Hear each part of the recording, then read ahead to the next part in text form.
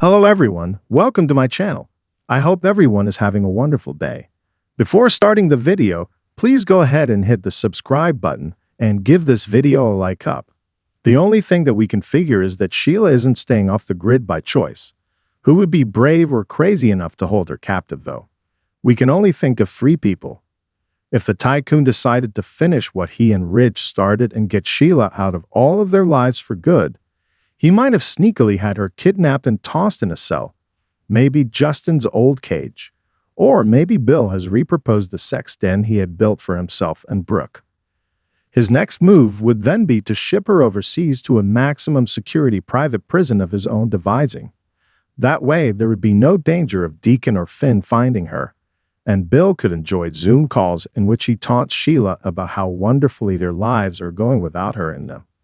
Considering his dark past, we'd be fools not to imagine Michael capable of staging an abduction with no intention of ever releasing his prisoner.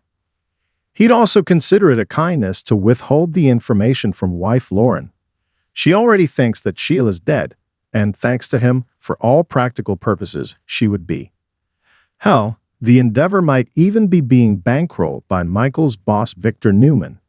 Dealing with a psycho of his own lately, he'd for sure understand Michael's desire to ensure that Sheila never cause him or his missus another moment of panic. Speaking of powerful characters, the Prince of Morocco, who saved Taylor's life not once but twice, would have been only too willing to prove his undying devotion to his Layla by ordering his henchmen to visit L.A. and return home with a most unwilling guest of the palace, the mad woman who for so long filled Taylor and her family's lives with terror. He'd only want one thing in return for locking Sheila in the dungeon: Taylor back in his arms.